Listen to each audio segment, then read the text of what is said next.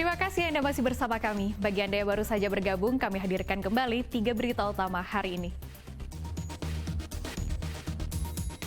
Aksi heroik penjaga toko emas di Boyolali. Ia menggagalkan perampokan toko emas meski dirinya terluka. Krisis air bersih berkepanjangan. Warga Kapunden di Kebumen berjuang keras dengan naik turun bukit mencari air bersih. Tradisi wiwitan, cara warga Delanggu, Klaten mensyukuri hasil panen.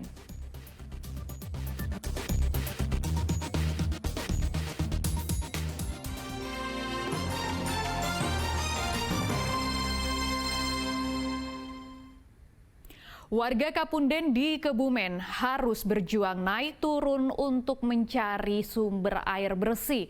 Warga pun harus antri karena satu-satunya sumber air berada di balik bukit. Tidak mudah bagi warga Pakunden di Kecamatan Kutowinangun, Kebumen mendapatkan air bersih. Mereka harus berjuang keras dengan naik turun bukit untuk mencari sumber mata air yang masih mengalir. Mata air di balik bukit menjadi satu-satunya sumber mata air bagi warga desa. Perjuangan seperti ini sudah berlangsung selama beberapa bulan akibat kemarau ekstrem yang tak kunjung berakhir. Kemarau panjang mengakibatkan sumur-sumur mengering.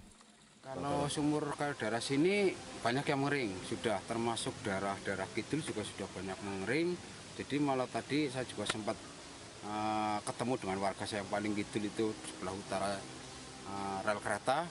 Pada yang kesini nyuci dan lain sebagainya, ambil air di sini juga karena sumbernya memang daerah sini sumbernya cuma ini satu-satunya. Karena warga desa bersyukur karena sumber mata air di balik bukit tidak pernah kering selama kemarau. Di sini terdapat 2 titik mata air yang bisa digunakan warga untuk memenuhi kebutuhan minum, mandi, dan mencuci.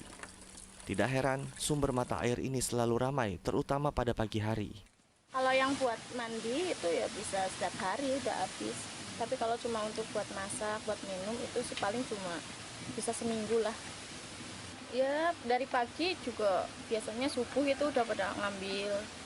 Kan kadang orang ada yang sibuk langsung ke kantor ngambilnya ya pagi-pagi.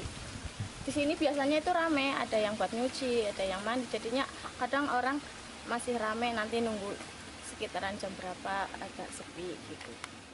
Desa Pakunden memiliki kondisi geografis berupa perbukitan. Bila kemarau datang, nyaris seluruh desa mengalami krisis air bersih karena sumur mengering. Air bantuan tidak pernah cukup bagi warga, sehingga sumber mata air di balik perbukitan menjadi harapan terakhir warga. Wahyu Diono melaporkan dari Kebumen. Warga Desa Ngaren di Boyolali kian terpuruk karena sudah 5 bulan mengalami krisis air bersih. Mereka kini hanya mengandalkan air bantuan. Jika tidak ada bantuan, mereka harus berburu air ke tengah hutan dengan berjalan kaki. Air bersih begitu berharga bagi warga Desa Ngaren di Kecamatan Juwangi, Boyolali. Begitu air bantuan datang, mereka langsung menyerbu agar mendapat jatah. Mereka rela mengantre ember dan jerigen di depan rumah ketua RT agar mendapat bagian air bantuan.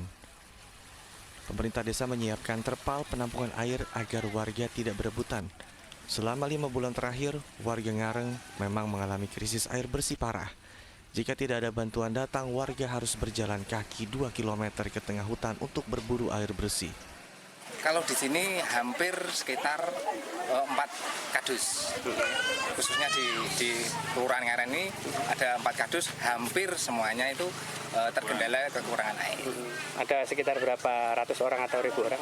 Kalau khususnya di warga saya di RT 02 ini sekitar 74 kakak. Berapa trigen? Ya nggak mesti kan pekerjaannya kan nggak cuma cari air toh, cari rumput, jadinya kadang ya 4 trigen, 3 trigen gitu. Kalau ini tadi dapat berapa trigen dari bantuan ini? Ini alhamdulillah dapat 6. Jadi merasa terbantu Bu ya? Ya alhamdulillah. Biasanya untuk apa sih Bu air bersihnya? Ya untuk minum, untuk mandi, untuk segala macam. Air bersih sebanyak 20.000 liter disalurkan kuartir cabang Pramuka Boyolali ke 4 desa di Kecamatan Juwangi. Kali dropping air bersih sebanyak 4 tangki, kurang lebih ada 20 liter. Kebetulan hari ini kita kirim di Desa Ngaren, Kelurahan Ngaren. Jadi di RT 1 ini sudah kita kirim, masyarakat berantusias untuk menyambut kedatangan. Ternyata di wilayah sini sulit air bersih, sehingga di tiap-tiap RT ada bak penampungan dari perpal. Nah, kita dari dropping itu kemudian masyarakat mengambil untuk ditampung di teligen-teligen. Data BPBD Kabupaten Boyolali menyebutkan, krisis air bersih terus meluas. Dari awalnya hanya melanda 6 kecamatan, kini menjadi 9 kecamatan. Yulianto melaporkan dari Boyolali. Musim kemarau panjang membuat berkah tersendiri bagi petani tembakau di Rembang. Sebab cuaca panas membuat kualitas tembakau bagus sehingga harga jualnya naik.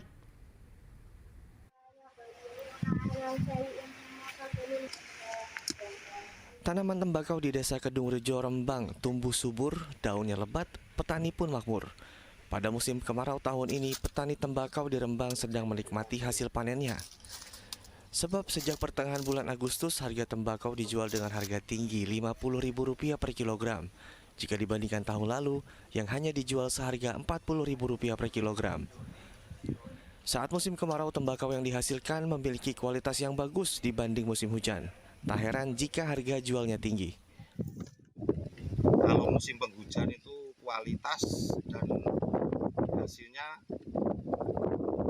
kurang bagus, tapi kalau di musim kemarau panjang ini hasilnya bagus, kualitas bagus. Harga tembakau di tahun ini harganya mahal dibanding sama tahun-tahun kemarin. Selain hasil panen yang bagus, musim kemarau juga membuat proses panen dan pengeringan lebih cepat. Mulai dari memetik, memotong hingga tembakau berubah menjadi kering hanya dibutuhkan 1 hari. Arif Nur melaporkan dari Rembang. Banyak cara dilakukan masyarakat untuk bersyukur atas hasil panen yang melimpah. Seperti yang dilakukan petani di Klaten, mereka mengikuti kirab budaya serta tradisi wiwitan. Ratusan petani di Desa Delanggu, Kecamatan Delanggu, Klaten partisipasi memeriahkan kirab budaya serta tradisi wiwitan. Mereka membawa gunungan padi, gunungan hasil bumi, serta ogoh-ogoh hama wereng yang terbuat dari jerami di arah keliling kampung sejauh 1 km. Setelah melakukan kirab, para petani kemudian melaksanakan tradisi wiwitan di pematang sawah, di mana tradisi ini merupakan upacara untuk mengawali masa panen padi. Tradisi wiwitan dimulai dengan memotong beberapa batang padi menggunakan ani-ani. Upacara mengawali masa panen selesai, warga pun berebut ratusan porsi nasi wiwit yang berisi urap, telur, gereh, dan sambal pecel. Warga meyakini apabila memperoleh nasi wiwit mereka akan mendapat berkah. Ya istilahnya itu loh mas, supaya gimana ya, dapat berkah gitu loh mas ya. Nasi wiwit ini Bu? Iya. Isinya apa aja Bu? Dalamnya nasi sama urap, sama gereh. Terus itu sama bubuk itu loh mas, bubuk itu yang dibikin dari belai itu loh. Terus sama pisang. Ya. Kirab budaya dan tradisi wiwitan digelar sebagai wujud syukur kepada Tuhan atas hasil panen padi melimpah dan harga jual gabah yang relatif bagus. Karena mungkin dampak El Nino, Delanggu yang kecukupan airnya sepanjang tahun cukup, bisa panen 3 kali. Itu yang membuat para pencari gabah di Delanggu ini berani membeli padi atau gabah yang ada di sawah di Delanggu ini dengan harga tinggi. Gitu. GKP varietas non rojo lele itu 6.500 sampai 7.500. Untuk rojo lele serino 6.500. Tahun 2023 harga gabah kering di tingkat petani naik hingga Rp2.000 per kilogram. Krisna Agung melaporkan dari Klaten.